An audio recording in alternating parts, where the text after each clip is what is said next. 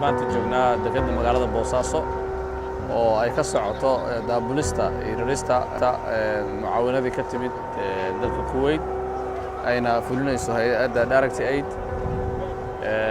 mucaawinadan waxaa ka faa'iideysan doona 17,500 oo qoys oo dadkii abaartu ay saamaysay gobolada Puntland. sidoo kale waxaa halkan laga daabulay raashin u socda gobolada dhexe ama Hirshabeelle iyo Galmudug oo iyaguna 17,500 oo qoysaas oo kale ay u heleen oo la gaarsiin doona dadka abaartu ay saamaysay. raashinka wuxuu isugu jiraa bur iyo bariis iyo sonkor iyo saliid iyo caano iyo waxyaabahan kale bustayaasha iyo hamaha biyaha iyo bacaha roobka intaba. waxa uu raashinkan yahay jawaab runtii reer Kuwait ay ka soo bixiyeen abaartii waagi dhow ku dhufatay ugu dambeysay Soomaaliya. waana jirta gobollo qaar ah wali abaartu ay hayso naqaama roobkan uu ku yaraa. bismillaahir rahmaanir rahiim waxaana soo gaaray markab raashin oo ay soo diitay dawladda Kuwait oo bur iyo sonkor iyo saliid iyo daqiiq raashin quality wacan leh baana soo gaaray oo ay ku soo hagaajisay hay'adda Tadaamun. hay'addaas oo si fiican u shaqeysay una dadajisay shaqadii ay ka tikada anigoo ah mas'uul ka tirsan wasaaradda kastamka officerka wasaaradda maaliyadda ma aha maamul ku xigeen kastamka tikada waan cadeynaa in maamul ay u shaqeysay si nadiif ah.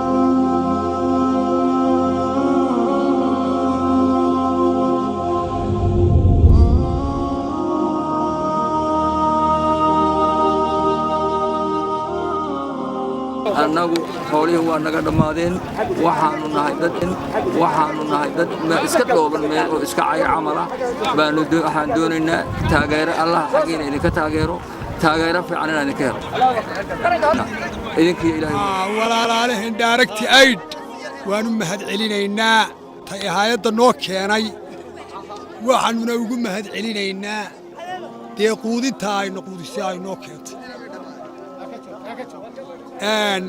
haddaba waxaanu u baahannahay gaadiidkii waa naga baxay awrtii dabeerihii waxaasaanu dee dhaansan jirnay way naga baxeen.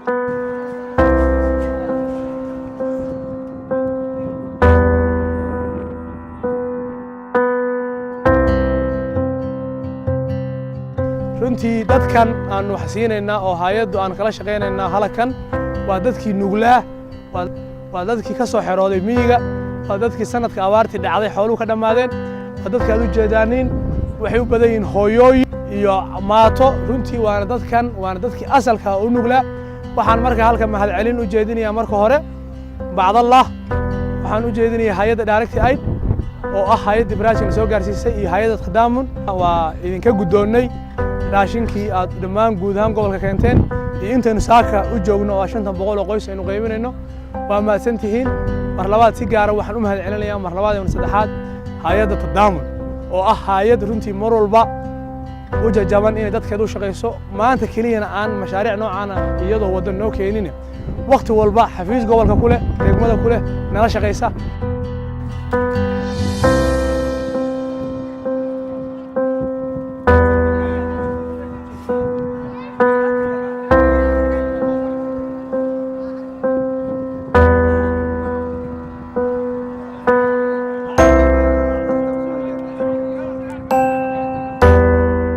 dawladda Kuwait mucaawanada ay soo dirnay oo dalka Soomaaliya oo dhan u soo dirnay waana soo gaadhay qaybtayadii waxaana soo gaarsiiyay hay'adda Tadaamun.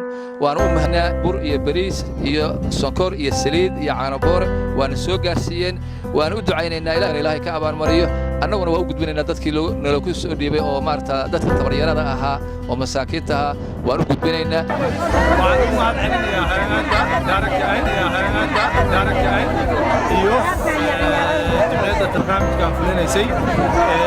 waxaan xaqiijinaynaa in halkan 300 qoys oo ah dadkii ay abaaruhu saameeyeen loo keenay raashin isugu jira bur bariis iyo sonkor saliid iyo caano boore sidoo kale bacaha roobka iyo bustayaasha dhaxanta laga wado 300 qoys oo mahadsantahay.